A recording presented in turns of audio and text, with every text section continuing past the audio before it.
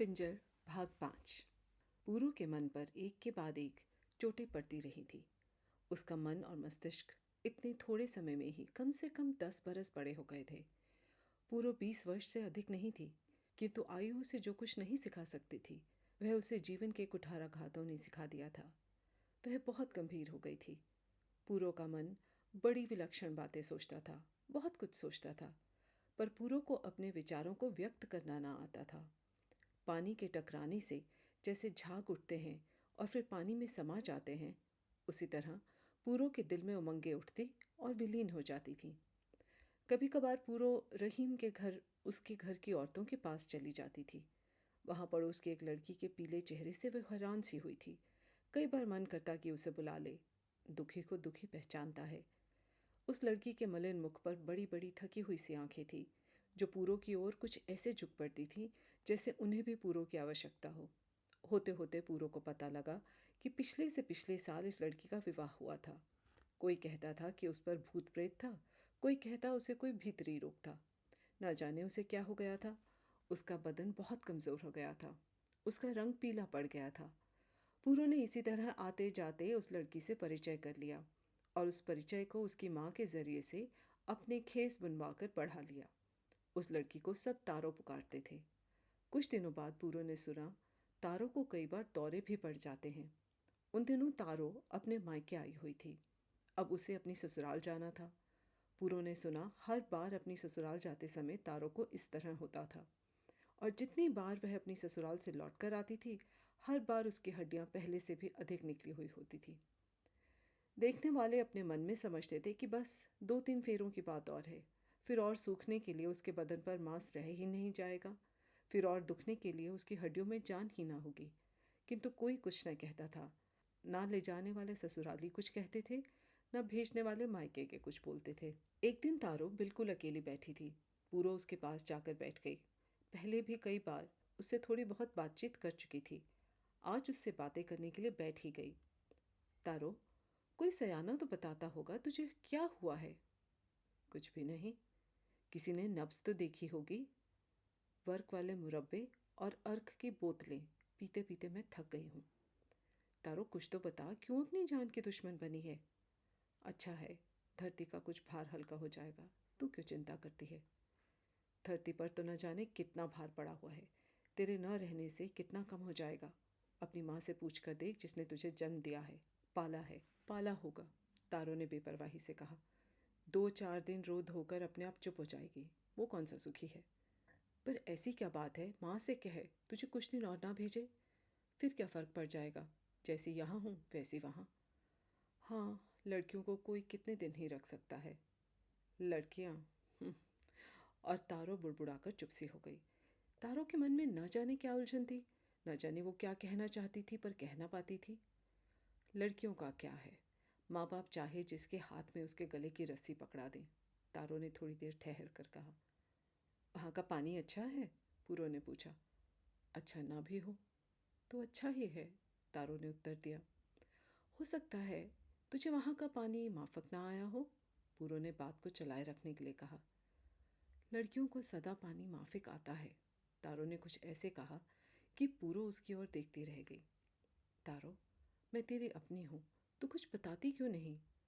पूरो ने ऐसे अपनेपन से कहा कि तारो का मन खुल गया। मैं क्या बताऊँ, लड़कियों को भगवान ने कुछ कहने के लिए ज़बान नहीं दी।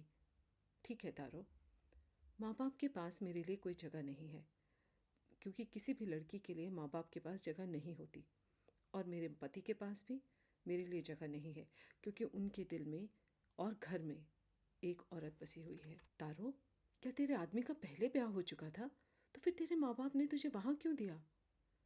उन्हें पहले खबर नहीं थी, और ना ही उसका पहले ब्याह हुआ। उसने तो बस एक औरत को अपने घर में रखा हुआ है, पर उसके माँ बाप को तो खबर होगी। सभी जानते थे वह औरत उनकी जात की नहीं है, छोटी जात की है।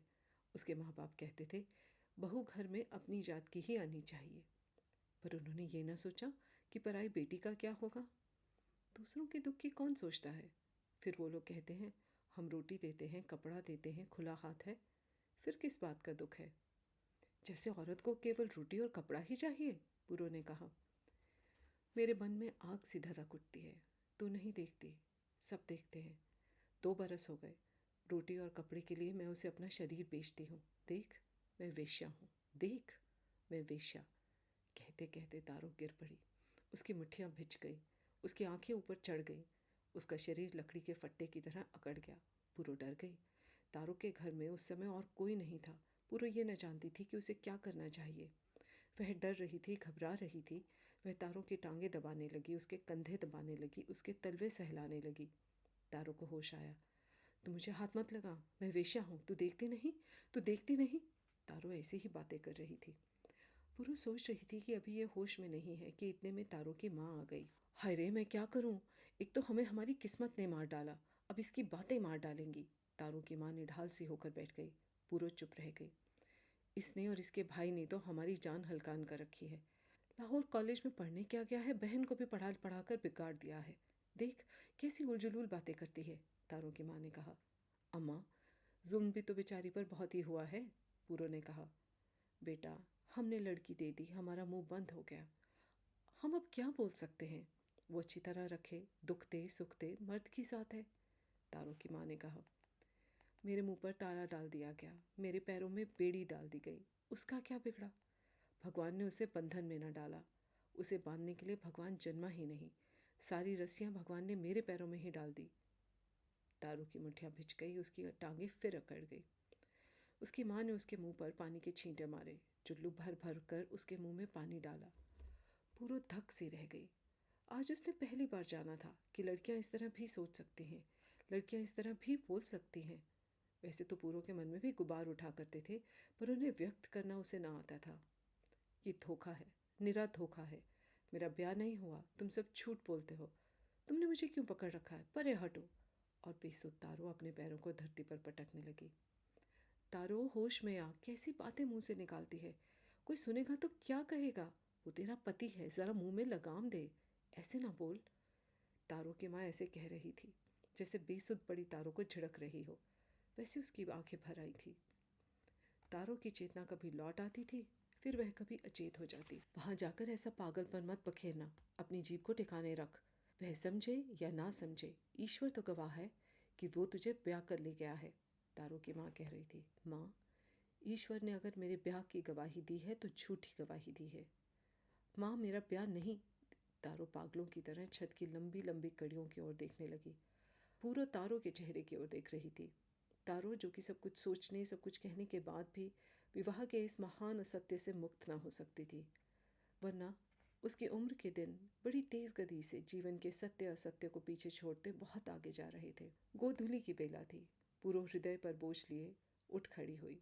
उसका मन इस भरे पूरे संसार से एकाएक उचाट हो गया। पिछले कुछ दिनों से पूरो अपने घर की दीवारों में परच सी गई थी। रशीद की छोटी छोटी ठिठोलियों ने, घर के छोटे बड़े कामकाज ने, और सबसे अधिक जावेद की तोतली बोली ने पारो के उचाट मन को पतले पतले धागों से लपेट लिया था।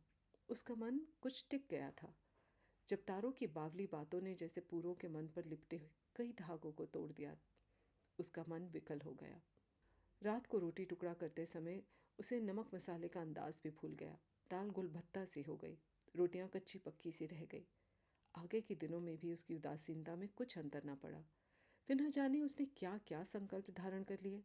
वह दिन में एक बार खाने लगी, पहर रात रहते जाग उठती, ध्यान करती और घंटों अपनी आंखें और कान बंद किए रहती। संसार से उसका मन हटता जा रहा था। पूरों की नींद कम हो गई, खाना कम हो गया। धीरे धीरे उसने अपने लिए सूखे छानस में नमक डालकर केवल एक रोटी लेनी शुरू कर दी। उस रोटी में ना घी चुपड़ती, ना ही उसे दूध या दही के साथ खाती। उसी एक रोटी के सहारे वह पूरा दिन काट लेती। कुछ ही दिनों में पूरों की आंखों के नीचे नीले नीले हल्के पड़ गए। इधर कुछ दिनों से रशीद भी पूरों का मन बहलाने में व्यस्त हो गया था। रोज़ों और नियम व्रत को लेकर वह हंसी ठिठोली करता, पूरों के मन को पलटने की कोशिश करता, प्यार भी पहले से अधिक करने लगा था। पर रशीद के सारे जतन विफल रहे। अब रशीद का दिल बुझने लगा था। दिन दिन उतरता हुआ पूरों का चेहरा रशीद से देखा न जाता था। उसके घर में वीरानी ने अपने पैर जमा दिए थे। रशीद के चेहरे पर भी एक वेदना, एक मौन दिख पड़ने लगा था। दोनों घर की, समाज की, शरीर की दीवारों में घिरे हुए थे, पर दोनों के बीच जैसे अब एक दीवार खड़ी हो गई थी।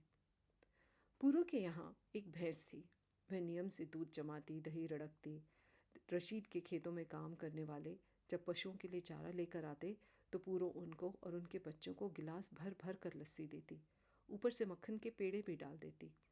घर के चूल्हे में आग जलती ज़रूर थी, पर घर की बोलचाल पर और जिंदगी की हरियाली पर कोहरा जम गया था।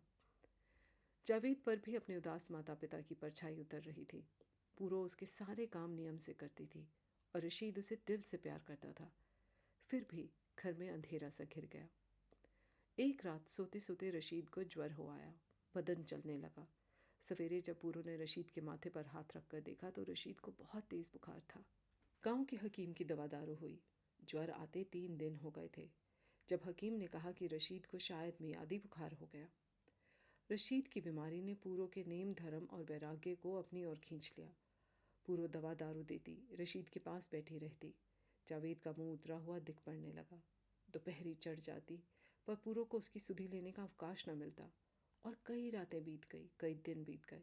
रशीद का बुखार उसी तरह था। पूरो, मेरा गुनाह बख्श दे, मेरा कसूर माफ़ कर। पूरो, पूरो, रशीद ने बुखार की तेज़ी में कहा। रात्रि का तीसरा पहर होगा। पूरो घबरा उठी। इतने दिनों की लगातार चिंता और रातों के जागरण से वो टूट सी गई थी। उठकर घबराई हुई सी रशीद की खाट के पास बैठ गई। रशीद के माथे पर हाथ फेरती रही, रशीद के पैर दबाती रही, पर रशीद को अपना होश न था। अच्छा पूरो, मैं चलता हूँ। पूरो, मेरी रूह। और रशीद टूटे टूटे लफ्ज़ बोलता रहा। पूरो का दिल ज़ोर ज़ोर से धड़कने लगा। बस कर रशीद, मेरे ज़ख्मों पर नमक मत छिड़क, पूरो ने आर्त स्वर में कहा। पर रशीद को बिल्कुल होश न था। वह उसी तरह अस्पष्ट सा बोलता रहा। कोई कोई बात पूरो की समझ में आ जाती और कई बातें रशीद के कंठ से उठकर उसके होठों पर ही शेष रह जाती। प्रलय से काली अंधेरी रात थी। पूरो घर में अकेली थी, पर उसे ऐसा लग रहा था वह इस विशाल संसार में अकेली है। रशीद के सिवा उसका कोई नहीं था। पूरो ने रशीद के माथे पर घड़े के ठंडे पानी में भिगो भिगो कर पट्टियाँ रखी। माथा चूल्हे की ईंट की तरह गर्म था। वह पट्टियाँ भिगोती रही। कटोरे का पानी मिनटों में ही एक गाढ़ा सा बन गया। पूरो ने पानी बदला। उसकी आंखों से आंसू ढुलक ढुलक कर रशीद के माथे पर गिरते रहे। सवेरे पौ फटते तक, ना जाने पानी की ठंडक से या आंसुओं के गीलेपन से, रशीद का ज्वर उतर गया। उसका शरीर धुल गया था। उसकी बेहोशी आराम की नींद में बदल गई। जब रशीद की आंख खुली, उसे अपना बदन हल्का सा लगा। आज उसके माथे में पीड़ा नहीं थी। रशीद ने आराम की एक लंबी सांस लेकर करवट बदली। पूरो रशीद के सिरहाने की ओर ज़मीन पर बैठी बैठी चारपाई का सहारा लिए सो गई थी। उसके एक हाथ में अभी तक कपड़े की पट्टी थी और पाँव के पास पानी का कटोरा पड़ा हुआ था। पूरो को देखकर रशीद का जी भर आया। उसने उसके चेहरे की ओर देखा। उसका उतरा हुआ चेहरा नींद में डूबा हुआ था। अपनी बीमारी और पूरो की खिदमत रशीद के मन में एक उथल पुथल सी मचा रही थी। कपड़ों की पट्टियों से रशीद ने जान लिया कि बीती रात कितनी कठिन रही होगी। रशीद ने अपना कमज़ोर सा दाहिना हाथ उठाकर पूरो के सिर पर धर दिया। पूरो के बिखरे हुए बालों में रशीद की उंगलियां कांपती रही। उंगलियां पूरो के कानों को, उसके माथे को धीरे धीरे छूती रही। पूरो नींद में थी। रशीद की आंखों के कोने से ढुलक ढुलक कर आंसू बिस्तर पर पड़ते रहे। रशीद एक अजीब से सुख का अनुभव करता जागता रहा। रशीद ने पूरो के शरीर को पा लिया था, पर प्यास थी कि वह पूरो की आत्मा में उतर जाए। पूरो का उदास रहना उसे खाए जाता था। इस समय पूरो तोड़ी हुई सरसों की डंडी की तरह रशीद की चारपाई से लगी सो रही थी। रशीद में ताकत नहीं थी, पर मन आ रहा था कि वह पूरो को अपने कलेजे से लगा ले। पिछले कुछ दिनों की गहरी उदासी से रशीद पीड़ित था। इस समय रशीद को पूरो के चेहरे पर स्पष्ट दिखाई दे रहा था कि पूरो के तन मन में रशीद के सिवा और कुछ नहीं था। रशीद ने अपनी बाँह और आगे बढ़ाकर पूरो के गले से लगा दी। शायद बाँह कुछ जोर से लिपटी। पूरो जाग गई। वह कांप उठी, पर रशीद ठीक था। उसका ज्वर उतर चुका था। वह बड़ी निढाल आंखों से पूरो को देख रहा था। रशीद को खाट पर पड़े पूरे 10 दिन हो गए थे। उसका ज्वर उतर गया था, बहुत दुर्बल हो गया था, पर उसका मन बहुत उल्लसित था। पूरो ने अपने को रशीद की ओर मोड़ लिया था। रशीद के पास बैठकर पूरो ने दिन रात एक कर दिए थे। अब पूरो जावेद को बना संवार कर रशीद के पास बिठा देती। उसने जावेद को कितने ही छोटे छोटे लफ्ज़ बोलने सिखा दिए थे। जावेद रशीद के पास पास घुटनियों चलता, उसकी नकल करता था, माँ के सिखाए हुए लफ्ज़ों को तोड़ तोड़ कर बोलता था। रशीद का मन खिल गया था, शरीर फूल की तरह हल्का था। वह मन ही मन अपनी बीमारी को दुआएं देता। उसके आंगन में खुशी दुगनी तिगुनी होकर लौट आई थी। पूर्व का मन करने लगा कि वह सचमुच भूल जाए कि रशीद ने उसके साथ बुरा किया था। वह रशीद को बहुत प्यार करने लगे। रशीद उसका पति था, रशीद उसके बेटे का बाप था। बस यही एक सच था और सब कुछ झूठ।